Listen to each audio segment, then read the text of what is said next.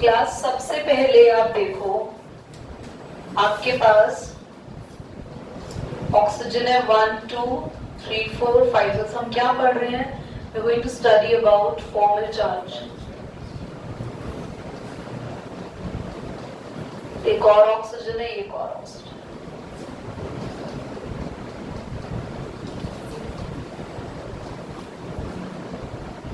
सबसे पहले तो आपको देखना चाहिए था, इस ऑक्सीजन को 2 इलेक्ट्रॉन चाहिए और इसको 2 इलेक्ट्रॉन चाहिए, तो ये दोनों अपने 2 इलेक्ट्रॉन्स को ऐसा शेयर कर लेंगे, यस और नो, है ना। और इन दोनों ऑक्सीजन में किस तरीके का बॉन्ड आ गया बच्चों? डबल। हाँ, क्योंकि 2 इलेक्ट्रॉन शेयर हो रहे। ये ऑक्सीजन कहेगा भैया मुझे भी चाहिए इलेक्ट्रॉन, पर ये कहेगा मेरे शेल पूरे अब मैं तुमसे शेयर ही नहीं कर सकता, पर अपने ही 2 इलेक्ट्रॉन को मैं तुम्हें प्रोवाइड कर दूंगा और हमारे बीच में बनेगा कोऑर्डिनेट कोवेलेंट बॉन्ड, जिसमें इस ऑक्सीजन के एक भी इलेक्ट्रॉन शेयरिंग पेयर में इन्वॉल्व नहीं हुए। अगर ये स्ट्रक्चर बनाया तो बिल्कुल ठीक, वरना सारे स्ट्रक्चर्स गलत है। कितने बच्चों के ये सेम स्ट्रक्चर एग्जैक्टली बन गया? स्ट्रेट। हाँ, वो सीधा नहीं, मैंने ट्रायंगल बनाया, आपने स्ट्रेट बनाया, that's okay. Hand raise straight. क्यों नहीं बना? भूल गए। अब आगे देखिए, मैं नंबरिंग दे रही हूँ 1 2 3। आप किसी को भी कोई भी नंबर दे सकते हैं, तो मैंने अपने लिए दिया। हमें फॉर्मल चार्ज कैलकुलेट करना है ऑक्सीजन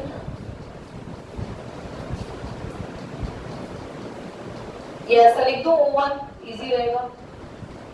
फर्स्ट ऑक्सीजन पे हमारे फॉर्मल चार्ज का फॉर्मूला, जहां मैंने 2 लाइन का गैप छुड़वाया था, वहां लिख लो V minus L minus half B। ये फॉर्मूला है हमारा।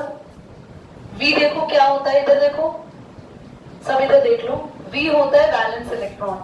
आपको जिस भी ऑक्सीजन पे फॉर्मल चार्ज निकालना है, उसके वैलेंस में इलेक्ट्रॉन कितने होते हैं? नॉर्मल क्वेश्चन कि वैलेंस इलेक्ट्रॉन्स कितने होते हैं नॉर्मल ऑक्सीजन के, जब वो एक एटम है, फ्री एटम है, कितने?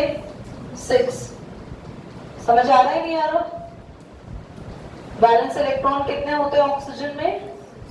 6 माइनस L का मतलब है लोन पेयर या नॉन बॉन्डिंग इलेक्ट्रॉन। ऐसे इलेक्ट्रॉन जो बचे रह गए, बॉन्डिंग में इन्वॉल्व नहीं हुए, these are 4 electrons. Are you getting my point? Minus half B यानी बॉन्डिंग इलेक्ट्रॉन। बॉन्डिंग इलेक्ट्रॉन को कभी कभी गिनने में थोड़ा सा मुश्किल होता है, इससे अच्छा बहुत आसान है, आप ये देख लो, ये वाली ऑक्सीजन कितने बॉन्ड बना रही है? 2 बॉन्ड बना रही है, और 2 बॉन्ड को 2 से मल्टीप्लाई कर दो तो हमारे पास आंसर आ जाएगा कितने हैं इलेक्ट्रॉन्स? 4। क्योंकि एक बॉन्ड को कितने इलेक्ट्रॉन चाहिए होता है? 2 बॉन्ड को। वैसे मैं अपने इजी ट्रिक के लिए पता है इसको क्या करती थी? मैं क्या करती थी? V minus L minus half number of bonds. समझ रहे हो आप लोग? हाफ नंबर ऑफ बॉन्ड्स मतलब जितने भी नंबर ऑफ बॉन्ड्स मेरे बन रहे हैं ना, उसका हम लोग यहाँ हाफ नहीं, ओनली नंबर ऑफ बॉन्ड्स। तब भी यही आता, देखो 6 आता है आपका वैलेंस, 4 है आपके फ्री इलेक्ट्रॉन्स, हाफ हमने यहाँ पे क्या लिखा? B यानी कि B क्या है आपके? Bonding electrons. पर अगर आप हाफ लगाना नहीं चाह रहे हो, आपका मन नहीं है हाफ लगाने का, आप सीधा सीधा करना चाह रहे हो, तो माइनस नंबर ऑफ बॉन्ड्स भी लिख सकते हो। आप काट के देखो कितना आ रहा है, व्हाट यू ऑब्टेन्ड। तो इस ऑक्सीजन के नंबर ऑफ बॉन्ड्स भी कितने हैं? तो या तो आप बॉन्डिंग इलेक्ट्रॉन्स गिन लो। बॉन्डिंग इलेक्ट्रॉन्स कैसे गिनते हैं? 1 2 3 4। कैसे गिना मैंने? एक बॉन्ड में कितने इलेक्ट्रॉन? दोनों में कितने? 4। और फिर उसको 2 से डिवाइड कर दो, या फिर और इजी है, बॉन्डिंग इलेक्ट्रॉन 2 से डिवाइड नहीं करना तो आप सीधा लिख सकते हो रफ में नंबर ऑफ बॉन्ड। ये वैसे तब अप्लाई करते हैं हम लोग जब हम एमसीक्यू वगैरह कर रहे होते हैं, वरना एग्जाम में तो यही करना होता है कि फॉर्मूला लगा के दिखाना होता है। तो 6 माइनस 4, तो 6 माइनस 6, चार्ज 0 आ गया इस पे। नाउ चार्ज ऑन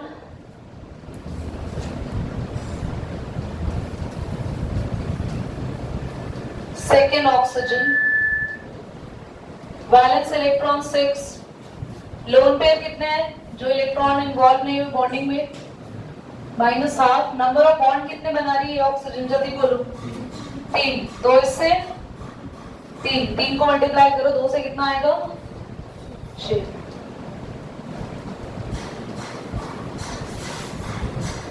+1 समझ आया? +1 क्लियर हो रहा है इसका चार्ज कितना आया? समझ में आ रहा है नहीं आ रहा? Can you calculate number 3? करो। CuCl2 तो C के साथ 2 है, Cl है 2 और हमें स्ट्रक्चर बनाना है। सबसे पहले कार्बन का एक इलेक्ट्रॉन Cl के एक इलेक्ट्रॉन को आप शेयर कर दो जिससे Cl का ऑक्टेट कंप्लीट हो जाए। Is that clear? फिर कार्बन के दूसरे इलेक्ट्रॉन को आप Cl के फिर एक इलेक्ट्रॉन के साथ शेयर कर दो। 7 है ना Cl के पास तो एक एक चाहिए, कार्बन से मिल गया। बाकी के 2 इलेक्ट्रॉन कार्बन किसके साथ शेयर कर लेगा? ऑक्सीजन के साथ। तो कार्बन ने एक इलेक्ट्रॉन क्लोरीन से लिया, 2 ऑक्सीजन से लिए और एक इस क्लोरीन से लिया। तो एक बॉन्ड Cl के साथ, दूसरा बॉन्ड Cl के साथ, 2 बॉन्ड ऑक्सीजन के साथ। यहाँ पे गलती हो गई। कितने बच्चों ने सेम एग्जैक्टली बनाया? आपने जो देखी कि जो बीच में होता है उसको बीच में लिखते हैं। हाँ, सेंट्रल एलिमेंट जरूरी नहीं है कि वो कंपाउंड में बीच में लिखा हो, ठीक है? आप ये ध्यान करें, ऑक्सीजन सेंट्रल एलिमेंट कैसे हो सकता है? यहाँ पे सेंट्रल एलिमेंट यहाँ पर ऑक्सीजन नहीं होगा। क्यों? क्योंकि कार्बन अगर कॉर्नर में जाएगा तो कार्बन को कॉर्नर में 4 इलेक्ट्रॉन की शेयरिंग चाहिए होगी। कार्बन को 4 इलेक्ट्रॉन किसी एक एटम से मिल पाएंगे क्या?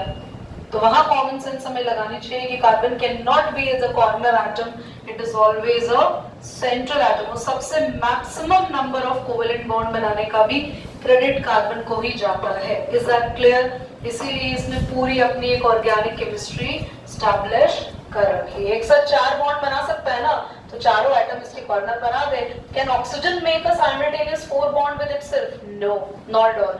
Maximum an oxygen can make only 2 number of the bond. Chlorine can able to make only 1 number of the bond. As you can see that there we can make another number of the bond with the chlorine, but it cannot make simultaneously 4 number of bond. That's why the carbon is in the center.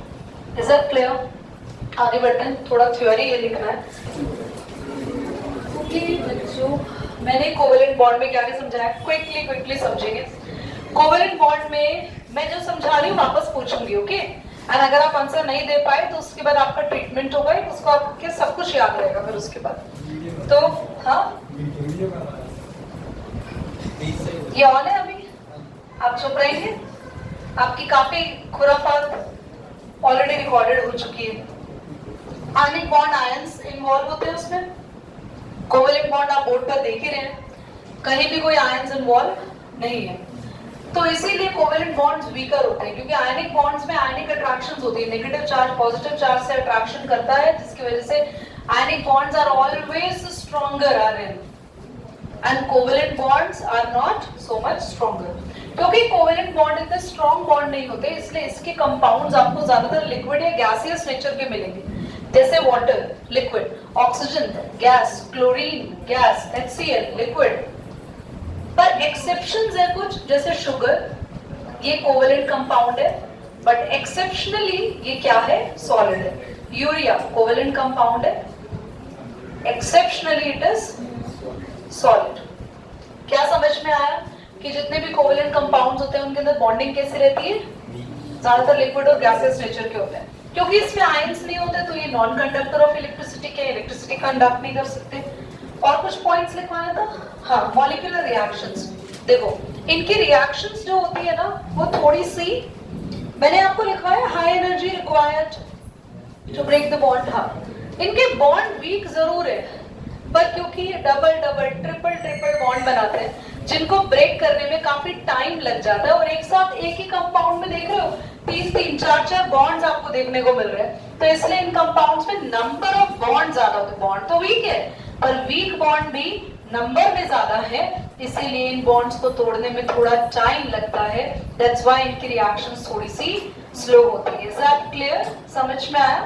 चल आगे बढ़ेंगे। Heading डालेंगे coordinate covalent bond. Class coordinate covalent bond मुझे समझाने की जरूरत नहीं है, मैंने आपको ऑलरेडी समझा दिया है। हम आज पढ़ रहे हैं कि एक आयनिक बॉन्ड बनने के लिए क्या क्या होना चाहिए। ध्यान से देखना। सपोज NaCl में आयनिक बॉन्ड बनता है तो Na इलेक्ट्रॉन डोनेट करता है, यहां पर हम लिख देते हैं इलेक्ट्रॉन डोनेट हो रहा है यहां से, और Na प्लस बनाता है अपने आप को यानी कि कैट आयन, और Cl जो है वो इलेक्ट्रॉन को एक्सेप्ट करता है और Cl बनाता है, जल्दी बोलो, अपने आप को एनायन। तो एक आयनिक बॉन्ड बनने के लिए तीन चीजें होनी बहुत जरूरी है। अगर ये तीन चीजें हो रही है तो आपका आयनिक बॉन्ड बहुत जल्दी बनेगा। पहला, सबसे पहले लो आयोनाइजेशन एंथैल्पी होनी चाहिए। आयोनाइजेशन एंथैल्पी का मतलब है जहां से भी इलेक्ट्रॉन निकल रहा है उसकी बात हो रही है। आयोनाइजेशन एंथैल्पी यानी इलेक्ट्रॉन रिलीज करने की एनर्जी। अगर Na से इलेक्ट्रॉन निकलना ही इतना मुश्किल हो जाएगा तो सॉरी टू से बॉन्ड नहीं बनेगा। इलेक्ट्रॉन देने वाला जो एटम है वो अपने एनर्जी को, आयोनाइजेशन एंथैल्पी को हमेशा बहुत कम रखे, लो रखे, बहुत लिमिटेड सी एनर्जी पर अपना इलेक्ट्रॉन रिलीज कर दे और जल्दी से जल्दी अपने आप को कैटायन में कन्वर्ट कर दे। Is that clear? पहला पॉइंट क्लियर हो गया। सेकेंड पॉइंट पर आते हैं, हाई इलेक्ट्रॉन गेन एंथैल्पी। मतलब अब हो तो क्या गया, सोडियम ने अपना इलेक्ट्रॉन रिलीज कर दिया पर क्लोरीन कह रहा है मुझे चाहिए ही नहीं, तो बॉन्ड बनेगा? आप किसी को रोज देने गए, सामने वाले को चाहिए ही नहीं अबे, तो बॉन्ड बनेगा? नहीं बनेगा। तो बेसिकली यहाँ पर यही हो रहा है कि सोडियम ने इलेक्ट्रॉन रिलीज कर दिया और सामने वाला फटाफट से वो इलेक्ट्रॉन पकड़ ले। तो सामने वाला फटाफट से इलेक्ट्रॉन कब पकड़ेगा? देखो कितने खुश हो गए, सबको समझ में आ गया होगा टॉपिक, बहुत बढ़िया से मुस्कुराहट आ गई। High negative electron gain enthalpy, इसका मतलब है इलेक्ट्रॉन गेन एंथैल्पी मैंने पहले भी पढ़ा है, जितनी नेगेटिव होगी, हाईली नेगेटिव -200 -300, तो इसका मतलब इलेक्ट्रॉन बहुत जल्दी वहां पर एक्सेप्ट हो रहा है और जल्दी से जल्दी क्या बन जाएगा। अब अगर आपका एनायन और कैटायन मिल चुका है तो आपका तैयार होगा एक लेटिस परिवार, है ना। तो हमारा जो लेटिस, देखो भाई इसी वजह से समझ में आएगा तुम लोगों को। तो जो लेटिस है, ध्यान से देखो, लेटिस है उसका मतलब है कि सोडियम और क्लोरीन का एक 3D स्ट्रक्चर पूरा इस तरीके से बन गया है। अब इस लेटिस को बनाने के लिए भी एनर्जी चाहिए होती है, उसको बोलते हैं लेटिस एंथैल्पी। जितनी ज्यादा हाई एनर्जी से आप लोग काम करते हैं, जितनी हाई एनर्जी से कैटायन एंड एनायन अपने लेटिस को तैयार करते हैं, उतना स्ट्रॉन्ग लेटिस बनेगा।